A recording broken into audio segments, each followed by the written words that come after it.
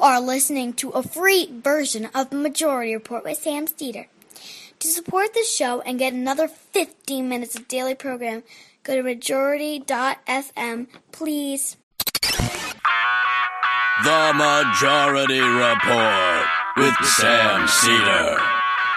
It is Thursday, August 22nd, 2019. I'm Michael Brooks, and this is the 5-time award-winning Majority Report, broadcasting live steps from the industrially ravaged Gowanus Canal in the heartland of America, downtown Brooklyn, USA. On today's program, a brand new interview that Sam Steeder just did with Dale Beran. It came from something awful, how a toxic troll army accidentally memed Donald Trump, the chosen one, into office. The chosen one was my joke, not the full title of the book.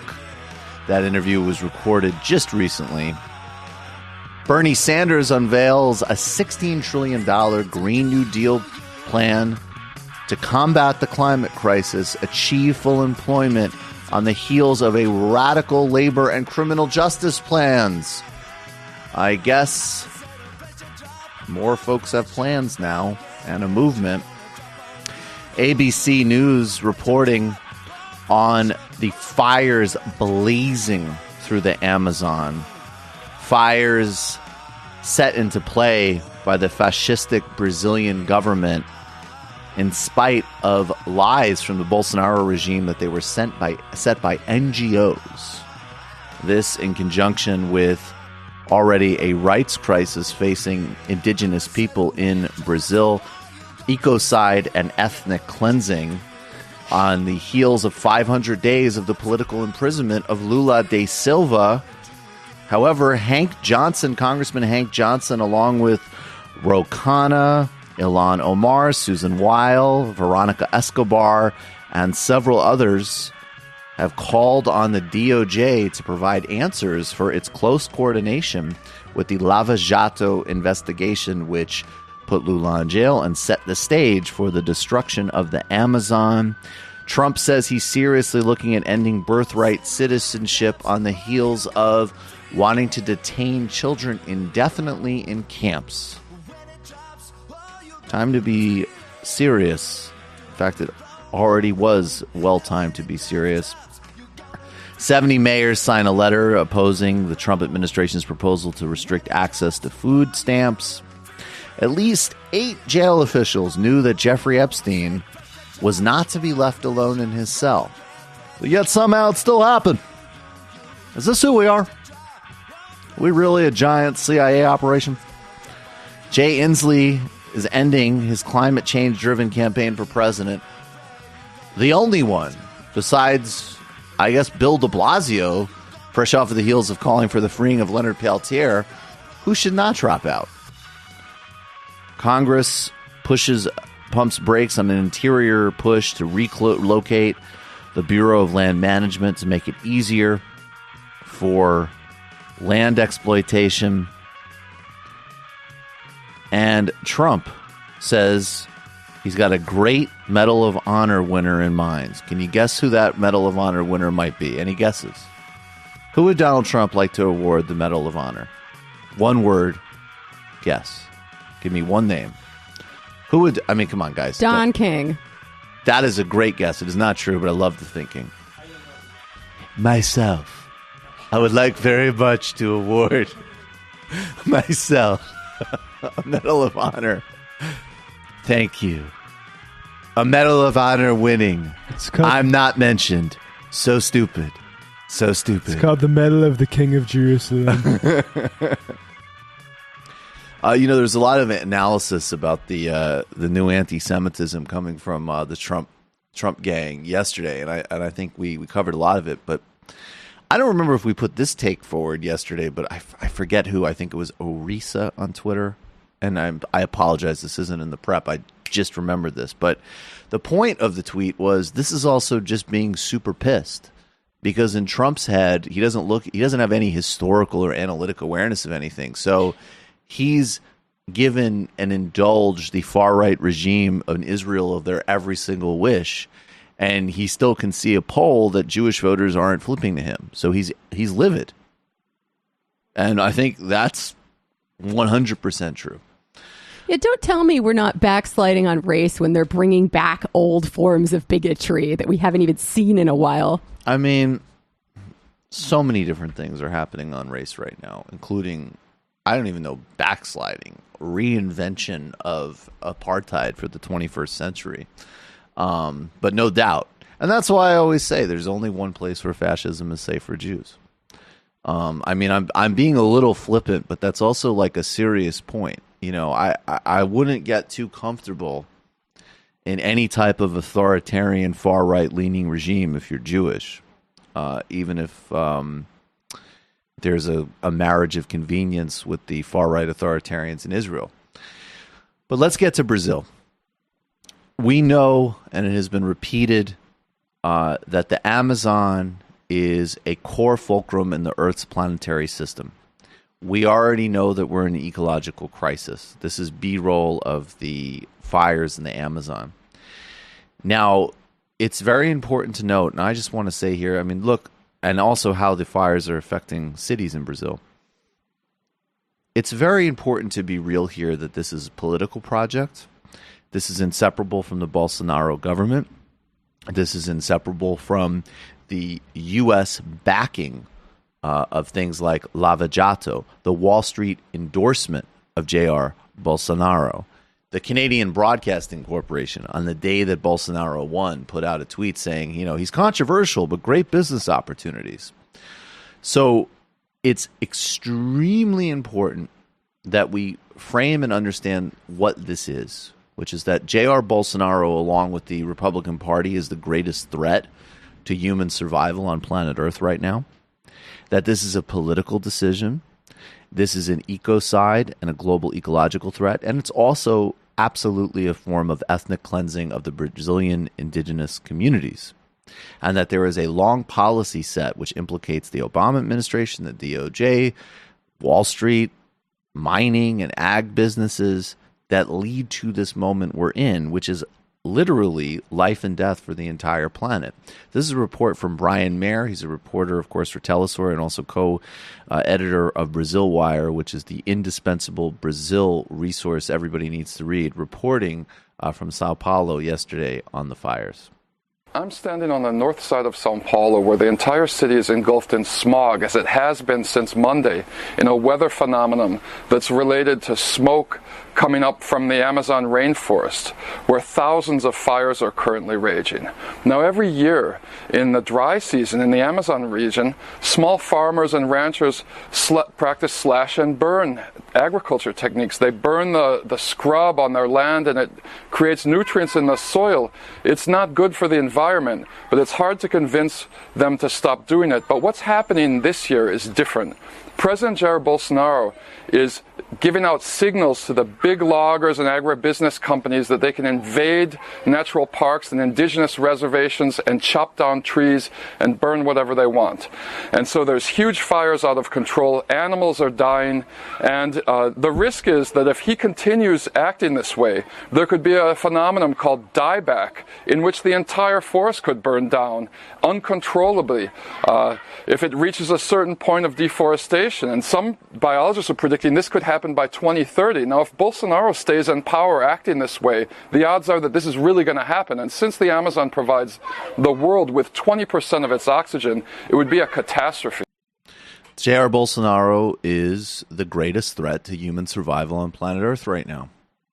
But by extension, obviously, the United States government, the corporations that have backed him. And this needs to be understood politically, and needs to be understood economically, and we'll certainly get back to the latest about the political imprisonment of Lula. But everybody who, first of all, backed and orchestrated this process and then uncritically covered it has a direct stake and implication in something that literally threatens the future of the entire planet and is a crisis. A profound crisis in Brazil right now. Several weeks ago, an indigenous leader was murdered. This also correlates with regular shootings of activists and organizers in Brazil, ongoing threats legal and extrajudicial against Glenn Greenwald. And just 2 weeks ago, or a week ago, Marielle Franco's wife, her widow, went to go visit Lula in prison. Marielle, of course, was assassinated by a cartel that a lot of reports can link to the Bolsonaro family. So that's what's happening, and it is a matter of utmost urgency.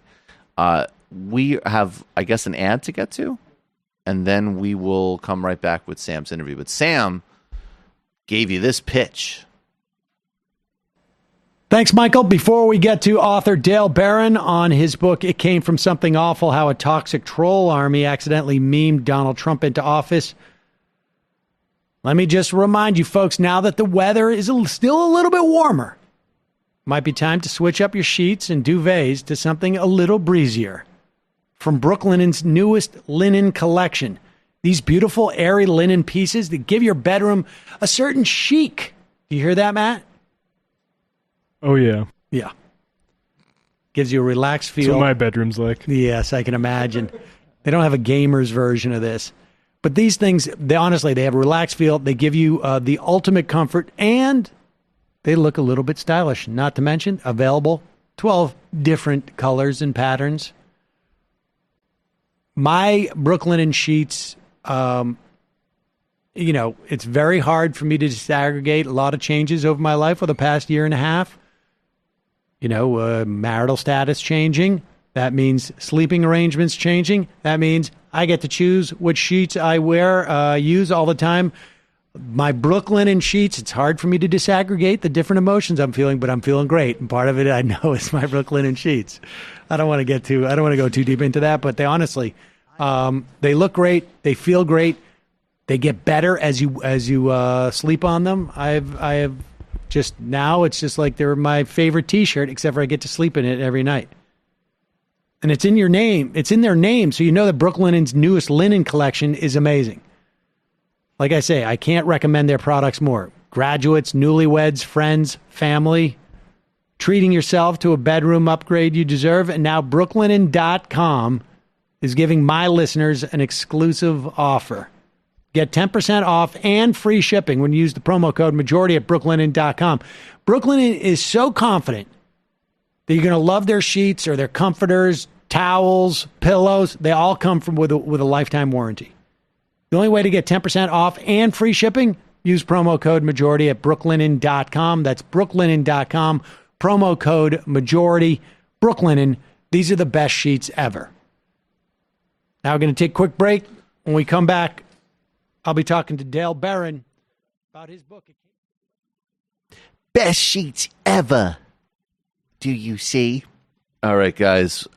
We have an interview now with Sam Seder and Dale Beran, author of It Came From Something Awful, How a Toxic Troll Army Accidentally Memed Donald Trump into Office. We'll be right back. We are back. Sam Seder on the Majority Report on the phone. It's a pleasure to welcome to the program freelance journalist, former cartoonist, and author of It Came From Something Awful, How a Toxic Troll Army Accidentally Memed Donald Trump into Office. Dale Beran, welcome to the program. Hi, thanks for having me. So let's just start with your, let's start with something awful. What and maybe it will sort of walk us through your journey, how you got there, and then we'll talk about how society sort of set up the table for this particular brand of, societal perspective, which brought us this toxic troll army. Sure. But tell us about something awful. Like, what was your involvement in that? What was that? It was a website in the 90s. It still exists. It was a sort of toxic forum where there was sort of like the depth of kind of dark humor and 90s nihilism was expressed there. So it was about kind of self-hating gamers who would kind of make fun of dropping out and playing games and hating sort of this like commodified lifestyle where you're just sort of like hanging out, you've dropped out of life and you're very nihilistic. And that evolved. That spawned another site called 4chan, which was even more nihilistic and sort of even more about dropping out and playing video games all day. And that slowly evolved sort of into a political movement, first on the left, and then it spawned the far right. So that's sort of in a nutshell, that's what the book is about, tracing that history of the alt-right, which came out of this anime website, or this sort of set of websites about playing video games and dropping out of life. All right, so let's track that, how nihilism turns into a I maybe hesitate to say a political movement, but certainly almost a strange political ideology of sorts. Just, I guess, tell folks like what, and I think most people by now know what 4chan and 8chan are, but right. what is 4chan and 8chan? They are online message boards, anonymous for the most part, so you don't have to say who you are when you post, and they're sort of known first as sort of anime-themed message boards, but also known for really dark, cynical content. And they've spawned a variety of sociologically important things like memes. They more or less invented the idea of memes.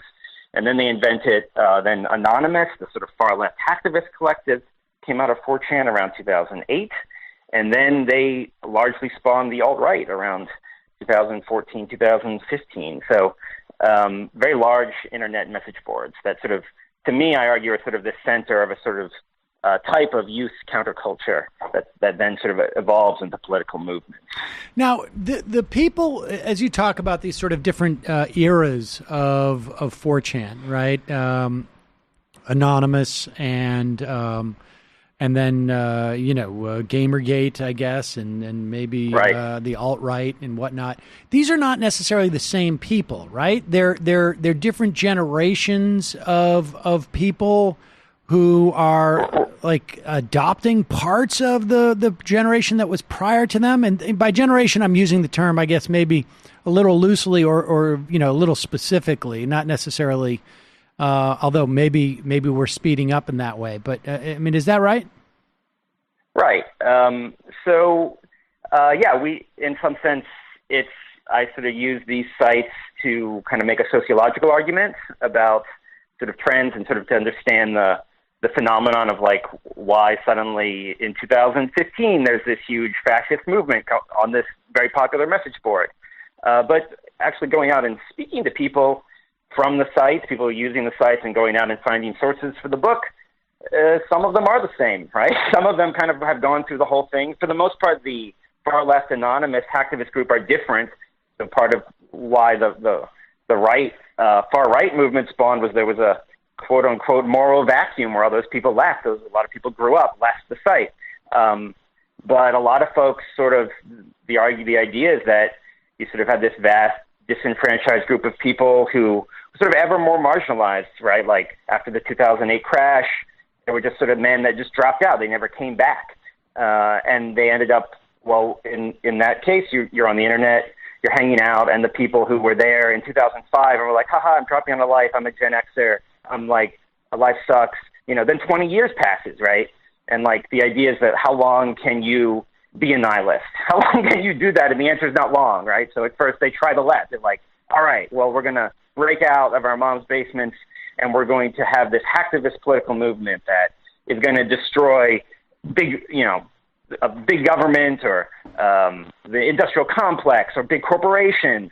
But that gets crushed by the FBI around 2012. And there's still a lot of people left. And there's new kids, right? So the phenomenon of like the idea that like, oh, you're 19, you're 20, and still life sucks. You get to be shuffled into a cubicle or you get to work at Taco Bell. Well, the idea of that like video games and the internet, all that stuff's expanding. Those worlds are more enthralling than ever. So like that idea that 4chan invented that like in 2005 you'll drop out. The kids in 2015, they're like, yeah, more than ever, I'm going to do that. So then that culture gets inherited, right? So it's sort of like a rolling ball that just keeps going, where like the phenomenon, the underlying phenomenon that created it is still there. So 4chan's culture just keeps ballooning and then creating new politics that float up to the political sphere. Do we have an analog? I mean, because it feels like there is something structural about the internet, and more narrowly, like an existing message board, that we don't necessarily have an analog for past generations. So if and you start the book out talking a little bit about the counterculture in the 60s and how in many respects it became absorbed by the culture and then commodified and sold back to us in many ways, like the Gap, for instance, in San Francisco.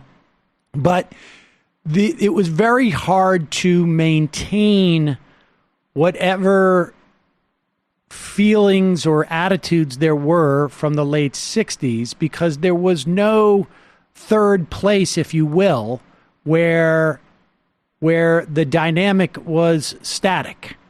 So, and maybe I'm not articulating that clearly enough, but that an unmoderated, self-maintained, almost, online VFW hall, right? Where people could go, and there's obviously like some institutional memory of the attitudes that drove people there in the first place. You've got a lot of misfits, you got a lot of people who are alienated, and this is a place for me to go where I can also sort of redesign who I am in some way. Right. It's almost as if, Woodstock existed, never shut down, right? It was constantly rolling for years and years. Obviously, that the ethos from the original Woodstock would live on longer. And it sort of feels like that's happened with 4chan. But the core basis of that ethos, which is like we live outside of things, was the only thing that changed. And sort of what filled it changed a little bit. But that core ethos of like, hey, we're in an unmoderated forum. We're outside of things. We're almost outlaws on some level, right? I mean, that seems to be the only thing that maintained through that period. In some sense, yeah. I mean, I think that's an interesting point. And I agree. All those elements are there, right? The outsider, the rebel, the people that don't want to be part of society or sort of want to make their own rules, right? They'd always have that sort of independent streak. I mean, I guess to sort of put these things, touch on these things in the way that I ordered them in the book, the idea is that, well, as you sort of described, the internet was created by these out of this sort of 60s counterculture, and they're like, oh, the rebellion will be there, like Woodstock, the new Woodstock will be there. And then instead what occurred was, by the time the 80s and 90s roll around, there's sort of this idea that capitalism will last forever in the American style, that's sort of the end of history, the Fukuyama idea that like, that was it. And then counterculture from the 90s, which was my generation, we said, oh, well, there's nowhere to go, right? There's only despair, only sort of dropping out and nihilism. And that became this sort of dropping out in the computer world. And so by the early 2000s, you sort of get that nihilistic youth counterculture. They're like, well, where are we going? We're just going in. We're just going to drop out. We're going to live in the screen. And the real world kind of sucks because it doesn't really offer us much. And sort of like what happened, that was 4chan. And so what then happened was by the time you get to 2008, they're ready to rebel. They're sort of ready to sort of take action and become hackers, sort of like in that revolutionary sense that was envisioned by the 60s. And they do. It really does happen on 4chan. But when that movement's broken, then sort of like what happens is you get another generation coming in, and they're like, well, now where do we go? We still have that sort of nihilistic idea. Like more than ever, they're sort of like, well, now there's even less hope for us. And that ends up sort of devolving into the alt-right. But that, to touch on the other point that you talked about where it's new, right? The new part is that there's sort of this echo chamber effect where it turns out sort of unique to the internet that if you get a bunch of people together, they're going to encourage really bad behavior among themselves. So whether that's sort of thinspo, inspiring to be thin, or sort of incels, and sort of where you're like, oh, we all get together and like we're all going to decide that we're doomed. We're never going to go outside. We're never going to have romantic partners, right? So there's sort of, that was the new effect. But the other part's very old, right? So like the idea that in 2015, 2016, and 2017, you get like young people becoming communists and young people becoming fascists, and they're battling on the streets because capitalism once again has become so unequal and sort of so dysfunctional, right? That's old. It's just expressing itself again through the internet, through these weird forums that started out about anime. Does the idea, I mean, because we should talk about Gamergate. I mean, all of this fascinates me for multiple reasons. I mean, I was told when we first went on Air America, we had a website for the Majority Report, which was just an old movable type with just, comments, but we wouldn't blog very much. It really just functioned as a completely unmoderated, chat forum. And we would have anywhere from 20 to 30,000 people a day, mostly through those 3 hours, and thousands of comments per hour because we were pushing people there from the radio site. And I had people who told me that some elements of Anonymous would gather there because it was completely unmoderated and it moved quite rapidly and whatnot. And then, 5 or 6 years later, I'm doing this version of the show, and one of my producers at the time who was hosting, wanted to talk about Gamergate, which I had no idea what it was. And I wonder, why would you? Well, I mean, I don't know. Like at the time, it was pure garbage, right? It's like, to me, it's like Dennis Rodman visiting North Korea, right? You're like, you just want to forget it. It's pure garbage. But even less so, right? And then 2 years later, you're like, oh, that's the imprint. That's like Donald Trump visiting. It's the same thing, right? Like it becomes historically important, right? Exactly. And so, but I mean, there's two things that occur to me about Gamergate. And I want you to tell people what Gamergate was for folks who don't remember, and also the concept of incels, because one of the things that really seems clear to me is that during this period of time, we have sort of this, to borrow your phrase, a toxic brew of one, a financial collapse, right? So you have people who are going through economic hardship, on top of which we're having fairly significant strides in social emancipation, if you will. We have the election of the first African-American president. We have we're hurtling towards marriage equality. We have the election came down to a woman and an African-American man. Everyone anticipated that the next president would be a woman. So we're getting further, sort of social emancipation. And it doesn't surprise me that on some level, to be counterculture at this moment in time is to essentially be a conservative reactionary. And certainly there were those people who were trying to sort of build this ideology during the aughts, but it wasn't quite there because things were pretty, it was not clear where the culture was going in terms of this stuff. But by 2008, there was a sense of like it's going in not the direction the conservatives of the George Bush movement had. So tell us what Gamergate came out of, because to me, as I've told people about it, it's like I'm basically telling you a story that you probably encountered in junior high. But it grew into something massive. Right. So, yeah, it was sort of this piece of cultural garbage in 2014. It was sort of a harassment campaign that started on 4chan. So 4chan was part of this, or really the center of troll culture, where they would gang up and harass people, and that turned before into this hacktivist movement where they'd harass Scientology or a government. But in 2014, the people left there harassed a game developer, and the idea was they were insulted that she was bringing feminism to games, essentially. That was their complaint. There was a bunch of other hyper detail that's sort of not really relevant. Well, but I do think this is relevant insofar as it was a guy who broke up with a girl, or a girl who broke up with a guy. And the guy... Right, exactly.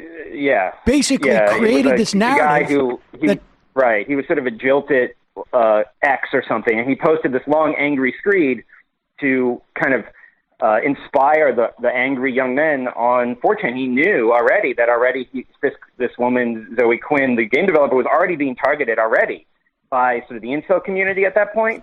And so he sort of like wanted to rally them, so he created this long, angry post, and he's like, these are all the horrible things she did. And it just became this huge harassment campaign, like bigger almost than any personal harassment campaign 4chan had ever done. And so the idea is like, well, where did all that passion come from? Why did they mobilize around that? And the idea was then full of young men who had really just dropped out in a way that was more than any other in the past, sort of more otaku, more hikikomori is sort of the Japanese term for it, where you're just withdrawing, living life by the computer and convincing themselves that they would never go out, they would never have a romantic partner, they would never succeed in life, that they were on the bottom. And so this idea that like, oh, I can't go into a video game and then seduce a woman in the video game and sort of have these misogynistic fantasies in my video game, well, that's my only retreat. That's the only place I can go. So they got really mad, and this was their way, their really immature, kind of deranged way of expressing it. But that coalesced into a political movement. After that movement on 4chan, all these young men on 4chan and 8chan, they realized, oh, we have this sort of thing in common. We're similar. We don't like feminism. And at the time, what happened was, as the coalition was forming, there were sort of these hucksters on YouTube that would be like, oh, well, I'll be your mouthpiece. I'll speak for you. I'll be kind of like your stand-in dad for the young men living, like raising themselves on the internet. And that was Milo Yiannopoulos. That was Mike Cernovich. That was Sargon of Akkad, whatever. All these like sort of, now it's a cottage industry of conservative YouTube dads kind of like raising these kids online. But like back then, that was sort of the first wave. They were Gamergaters. And that just evolved. That was 2014. So 2015, Gamergate peters out. Trump starts. Now, hold on for 1 second. Let me just say something about 2014 so people understand how this grows. I mean, because it is an astonishing story that we're really talking about a guy who breaks up with a girl and then basically harnesses the misogyny that is existing. And they use to basically talk about this. It was literally, and I just remember this, that people were complaining about the lack of ethics in gaming journalism. Yeah, that was their line, right? They felt this woman was getting... It was, totally fabricated. It was nonsense, right? It turns out it was a typo in the guy's script. He thought, the way that he wrote it, he's like, oh, maybe she sort of knew this guy that wrote a review of her game, but it turned out not to be true. Right. So, and it ended up being this whole notion of... But I think it's important, too, because it's relevant that it's an attack on the media. Now, I don't take gaming media seriously. I mean, I apologize. Gaming reviews, I know it's important, obviously, to people who read games. But this is setting up a structure of attacking an institution, which is the gaming media, to the extent that there was one. I think there was one. And like you say, there was a couple of YouTube hucksters who realized, if I cover this stuff and I become their champion, I'm going to make a lot of money and achieve a certain amount of celebrity. And that's exactly what happened. Right. And, the game media at the time, they knew for the most part, they're like, look, these companies have trained these young men to be consumers, right? Gamergate described itself as a consumer revolt. And the idea was like, we want this out of our product. We want this out of our game. And like the idea was that that's all they had, right? Their whole life was sort of defined by dropping out, kind of consuming stuff, mostly just online products at their computer, right? So it's like you can see how that lifestyle is nihilistic and sort of desperate and longing in that void for something, for someone to come in and then be like, well, let me give you 12 rules to live your life or whatever, right? Yeah. Like, right. It's like Peterson who replaced Yiannopoulos, right? Like, let me tell you how to pull yourself up by your boot. Let me give you an off-the-rack value system because you have nothing, because you're sort of living in this sort of like hyper-nihilistic, unhappy life. Indeed. And so we have that in 2014, and then it begins to, it feels like it begins to collapse under its own weight, right? Like the idea of ethics in gaming journalism only has so much durability. And now we're in 2015. Right. Yeah. So, I mean, what happens is that, it can't play out for long. So 2015, the same men who are on YouTube who are sort of purporting to be leaders of the movement, they need a new cause. And Trump is just starting his campaign. It turns out sort of Trump is uncannily sort of replicates their issues, right? They are young men who feel like they're on the bottom of society, and Trump's message is, "Oh, I'm gonna have you win so much you're gonna get sick of winning." Well, who is that message to but losers, right? Right. People are like, "Man, one day I'm really gonna win." So it was people who are sort of disenfranchised, and before they hadn't been a political coalition. They were the margins of other political coalitions. But now it's sort of like, oh, these young men under 40 who had dropped out of life, well, we're going to sort of form our own coalition, and we're going to rally around this guy who looks like a loser outsider, but at the same time, he's sort of like projecting what they imagine as success in life, which is sort of like an alpha male, right? They invented all this terminology where they imagined that like life was like a cruel competitive hierarchy, and they're in the bottom, but the idea is like, oh, I win if I get to the top. And that's, of course, the same sort of like ideology that Trump holds, right? That he's like I quote a philosopher, Hannah Arendt, who talks about the idea that like, oh, well, it's someone who would be flattered at being called a bloodthirsty animal, right? Like the idea that like you're a hyper-competitive businessman and all my friends are rivals, right? So it's weird that the men at the bottom felt this, but in fact it was that same ideology that sort of drifted down to them, where they felt a union with those people like Bannon and Trump at the top. Well, now that union with someone like Bannon was not necessarily a mistake, right? Because Bannon, and we should say Bannon at this point is running Breitbart, essentially. He's getting funding, as far as I can tell, from the Mercers. That money may have been secured before Breitbart died. And because Breitbart, I specifically remember, got about an $11 million infusion into the Breitbart site about a year before he died, somewhere around there, from some private firm at a time where there was virtually no traffic on that Breitbart site.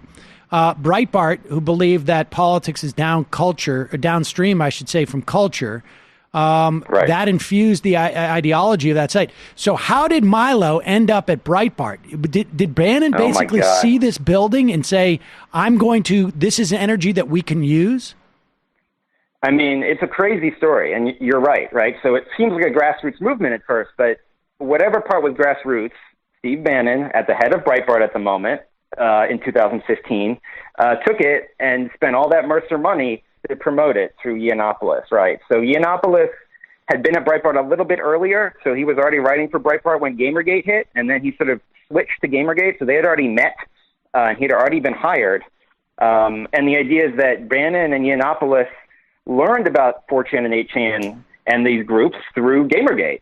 And by 2015, Bannon shares a lot in common with them, and I argue in my book. He likes the same fascist philosophers that 4chan and 8chan were becoming enamored of, right? Like, he is into sword and sorcery. Like, his company is called Glittering Steel, right? He wrote these sort of hyper-masculine, sort of video game-style screenplays.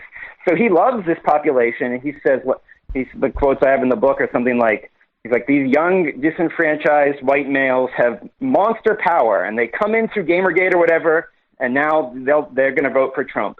So he gives Milo Yiannopoulos $1 million. They meet at the Cannes Film Festival. Mercer, Bannon, and Yiannopoulos meet. They give Yiannopoulos $1 million, and they say, go on tour. And Yiannopoulos goes on a tour that he calls the Dangerous Faggot Tour, and this just ends up in the bloody riots and the sort of clashes with Antifa that we see in 2016 at the end of 2016, and then continuing sort of snowballing and spiraling in 2017 until it ends in Charlottesville, which is sort of the last, most awful one, though they still go on a little bit, but not as much. And this is it's so stunning to me how this all came out of essentially the spark was essentially this guy getting jilted by a woman, and this the strength of this misogyny. And we should say too, like and I've said this ad nauseum on this program, but there's a multitude of reasons why Hillary Clinton lost, but misogyny is certainly one of them. And to have this, so much of what is going on, at least online, a function of the misogyny. And my question to you is like, and I know the book is that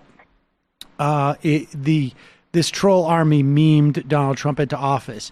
But it really is more that this is indicative of perhaps a certain mentality that was existing, that Donald Trump took advantage of both in real life and online on some level. But to what extent do you think that this was used by Bannon to create? I mean, how do you think this was leveraged by him? It was leveraged fairly well. He was sort of ahead of the curve at that point and realized that there was sort of this new coalition of young men that would vote for Trump, which is sort of unusual, right? The idea that in 2016, 2017, youth counterculture sort of breaks off and it kind of goes to the far right is pretty wild. But it's not that many votes, right? I mean, they didn't get that many votes. Yeah, right. But the idea is that the question of how many people voted is sort of, or how much it mattered sort of culturally is sort of a different issue, right? So, Right. you know, it's not like this is the entire Trump coalition, right? There's sort of, there's still sort of all of these, you know, 1%ers who love that Trump's in office and all of these fooled white working class voters in the middle of the country, right? And then there's these people, right? So it's one coalition that Bannon realizes will also vote for him, and also sort of be the sort of cutting edge of meme creation. So like when Donald Trump tweets himself as Pepe the Frog, right? That's a 4chan symbol of loserdom. And when Donald Trump does it, he tags Breitbart in it, right? Like, so the idea is that they're sort of generating this sort of like cultural campaign that is going to look that makes Donald Trump look sort of cutting edge, and Right. Hillary looked like behind the curve because she always is a little behind the curve already, right? So like it kind of re-emphasizes that. I mean, they've since sort of become disenfranchised or a little disenchanted with Trump, right? The Trump's incompetence has fragmented this coalition a little bit, but it still exists. It's just they're not too enamored of Trump anymore. So where does this, I mean, this phenomena that you write about, where is it? I mean, place it for us, right? Because I'm looking at like, you know, we have, let's say the IDW, right? Where someone like Shapiro comes out of the Breitbart world. Keeps some distance, I think, from that now, but it's not that too far of distance. You know, Peterson and on some level Sam Harris. These are folks who and Joe Rogan to a certain extent, even you know, maybe perhaps a little bit more distant, but they all offer like a direction for young men as to like this is how you can better yourself and empower yourself.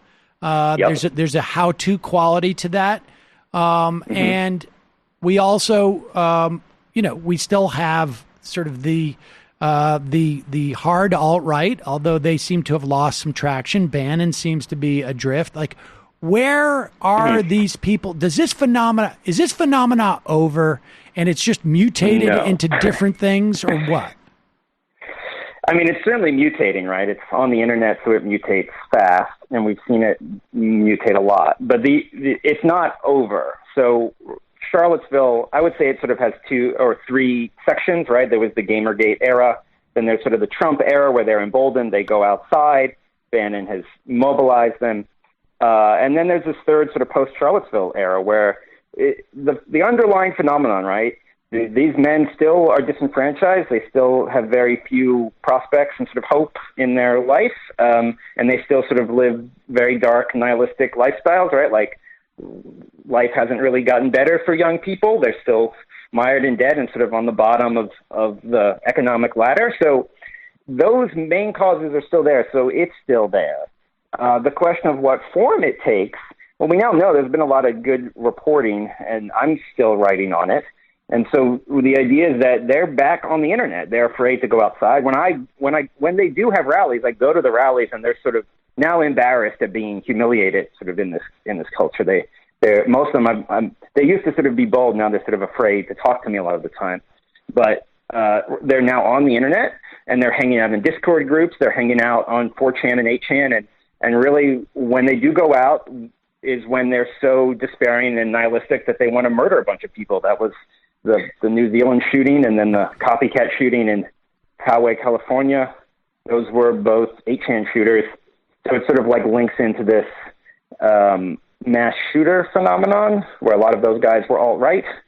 So it's still there, and we don't know what form it's going to take. But as you say, like, what happens is these sort of like hucksters at the top, the YouTube dads that are selling a lifestyle and sort of a way to pick yourself out of that lifestyle, like they constantly are in the state of shuffling and replacing one another, right? Like, so Yiannopoulos is out and then Peterson gets in or whatever. And that's still there, right? There's still a whole set of them. And it's like, how else do you explain them? Because they're idiots, other than the idea that there's sort of this force bubbling up, pushing them from the bottom, which is this sort of mass. Like, how do they have those big numbers? It's because there's a ton of kids, like, at Taco Bell who are educating themselves and raising themselves online. They don't know. Like, that's the closest they'll get to philosophy. Who are those YouTube dads now? I mean, you name them, right? Like, there's Peterson, Gavin McGinnis,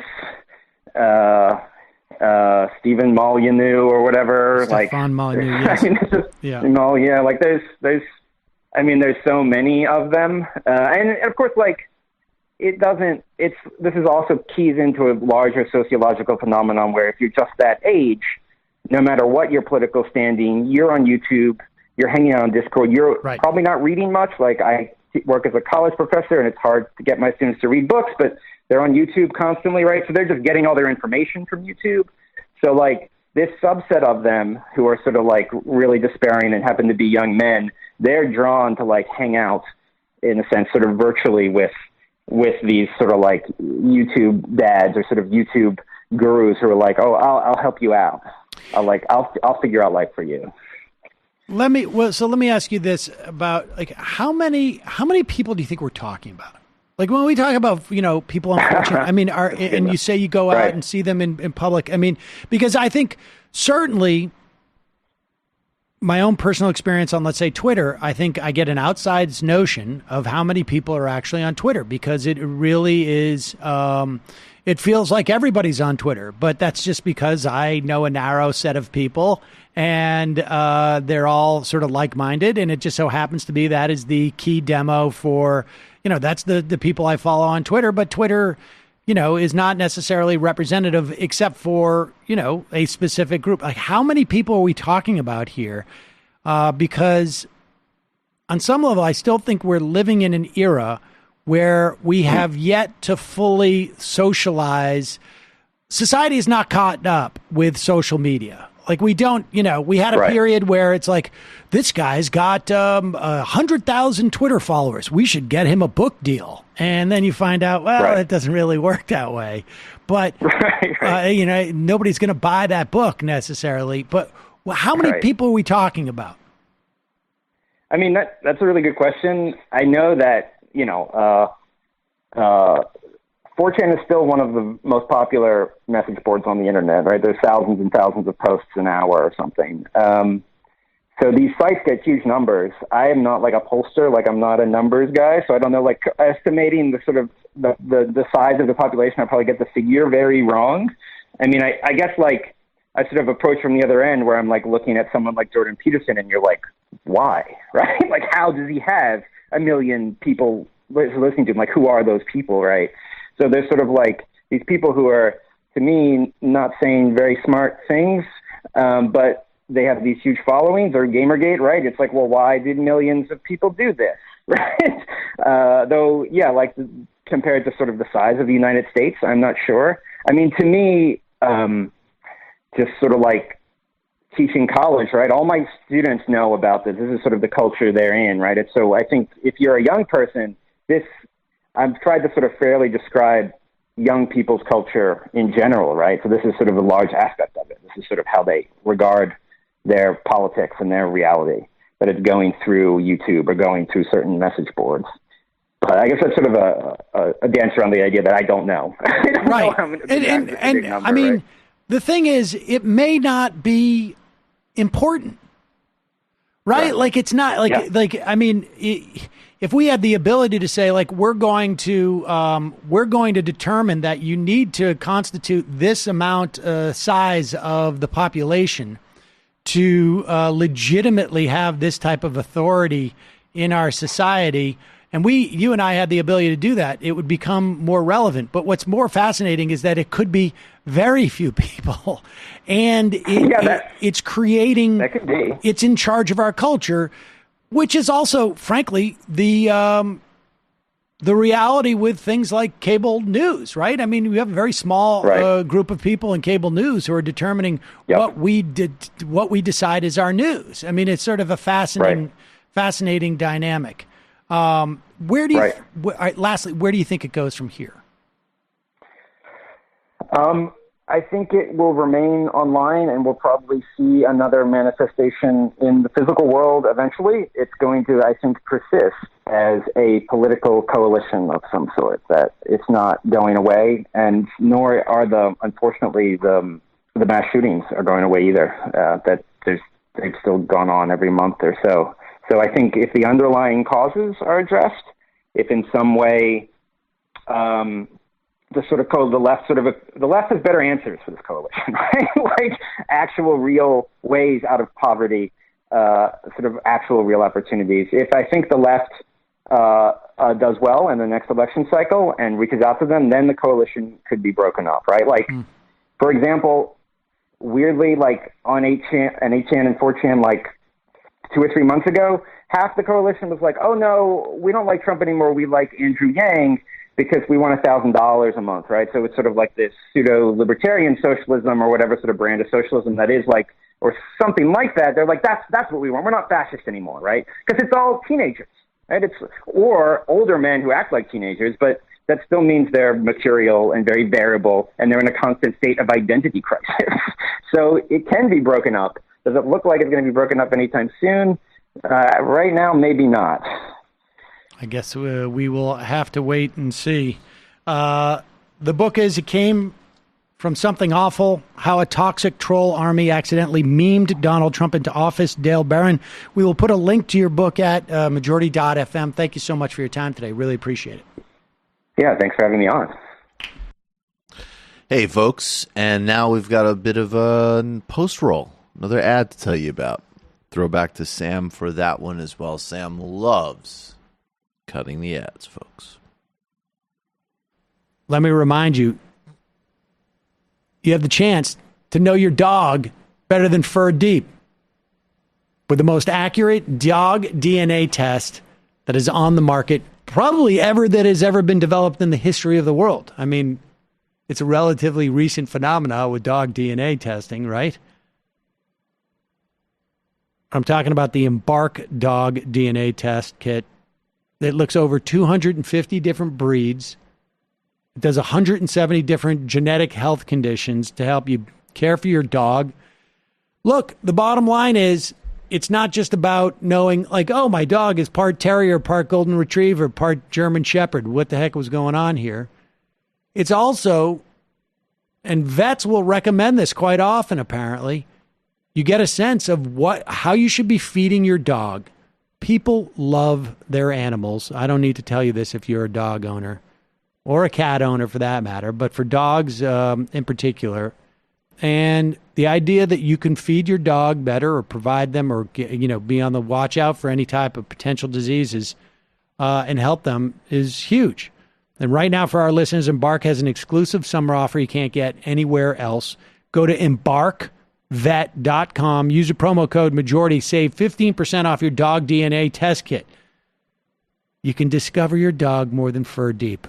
Visit Embark, EMBARK, vet.com. Use the promo code MAJORITY to save. Quick break in a minute. Michael, tell us about Tuesday. Nice. That was a good throw.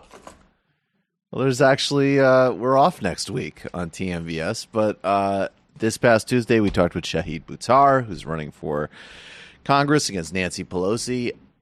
Who, frankly, is a pretty unexpected data point in how good candidate interviews go, because he was excellent. Stunning. Oh, I mean, yeah. That was an innately good interview. That was yes, Like, the highest bar for candidate interviews. You didn't have to worry about getting to the end of his fluency on any sort of topic. He had his own sort of rich wells to draw on. It was an amazing conversation. I met him at the DSA convention. He was pretty cool, and he even did a really good rap at the Street Fight Trillbilly show. Wow. Did you know that he could rap? I did not. I knew he was a DJ, apparently. But he's got many talents. That would be. That is like one of the big. I mean, the only other upgrade that I could imagine in terms of just the extreme improvement would just straight up be Sanders over Trump. The idea of having him in Congress instead of Nancy Pelosi is definitely like New Day, Garden of Eden kind of stuff. Ana Kasparian and I talked about extremism on the right, incitement, and building a little bit of a better left culture. Also, Israel-Palestine, bunch of other things were covered. Patreon.com/TMBS. Next week, it will not be video, but on the podcast feed, it will be unlocked, available for everybody. Liz Franzik, who is the co-host of TrueAnon, will join me for a deep dive into Jeffrey Epstein and just the rot, disgusting, grotesque rot of intelligence agencies and American oligarchy. And actually, can Epstein be a launching point for some form of sort of class consciousness? Patreon.com/TMBS. Michael Brooks Show on YouTube. Thanks to our over 71,000 subscribers there. Our now well over 2,600 patrons. See you there. Thank you. Jamie. Wait, let me try it again. Jamie. This week on the Antifada, we have on Molly Crabapple, friend of the show, to talk about her arrest at the Amazon ICE protest last week, as well as the massive wave of protests in Puerto Rico and what's next for the Puerto Rican people. Awesome. We also have a bonus coming out tomorrow wherein Molly goes through and translates some of the lyrics of the official song of the protest. I'm talking about Afilando los Cuchillos by Bad Bunny, Ile, and Residente, and it gives us a whole new appreciation for the song. So that is out tomorrow for our patrons. Patreon.com/TheAntifada. Matt. Yeah, George. We have been doing my patron-only George Orwell series, but so check that out. We got 2 new episodes on George Orwell on his time in Burma, and we get into some of the more problematic elements of Orwell. So you've been waiting for that, and we're going to release one of the earlier episodes of that for everybody else as I go on vacation. I mean, kind of vacation to Chicago. Yeah, we're going to Chicago. We're going to be live in Chicago Saturday, folks. Also. Found out something extremely annoying, and I don't know how many people this is affected, but she was tweeting at us on Twitter yesterday, basically saying the link at the Lincoln Tavern was broken. And so somebody was trying to buy a couple of tickets to the TMBS live show in Chicago and couldn't do it because there was a problem on the website. I don't know whether that problem has been solved or not. We love the people at Lincoln Hall. Maybe a bit less... We've communicated with them less than folks at other venues, unfortunately. But if for whatever reason you're having a problem, just show up at the door and come on in. We'll see you August 24th, Lincoln Hall, Chicago, with Chuck Meritz. We'll be right back, folks.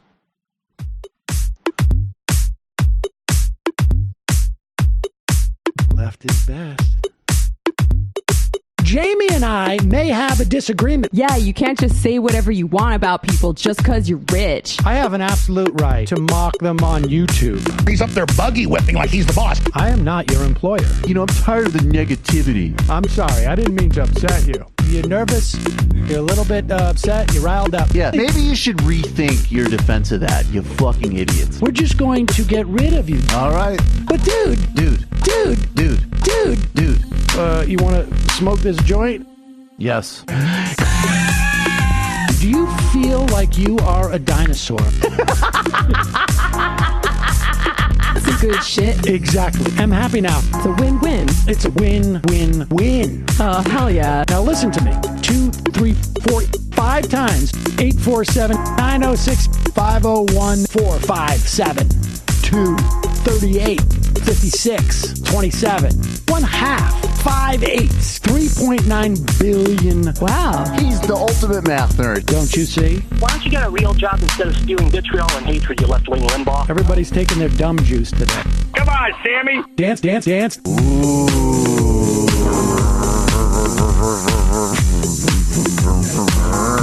Rand Paul. I had my my first post-coital scene with a woman. I'm hoping to add more moves to my repertoire. All I have is the dip and the swirl. Fine, we can double dip. Yes, this is a perfect moment. No. Wait, what? You make under $1 million a year. You're scum. You're nothing. Excuse me? Fuck you, you fucking liberal elite. I think you belong in jail. Thank you for saying that, Sam.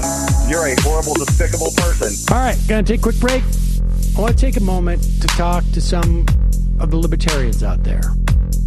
Take whatever vehicle you want to drive to the library. What you're talking about is jibber jabber. Classic. I'm feeling more chill already. Donald Trump can kiss all of our asses. Hey, Sam. Hey, Andy. You guys ready to do some evil? Hitler was such an idiot. That guy might be a Nazi. Agreed. No. Death to America. You. Yes. Wow. Wow, that's weird. No way! Unbelievable. This guy's got a really good hook. Throw our hands up. Ooh. Wow. But Sam, I gotta get off. No worries. Let's. I want to just flesh this out a little bit. I mean, look, it's a free speech issue. If you don't like me, Hey, shut up! Thank you for calling into the Majority Report.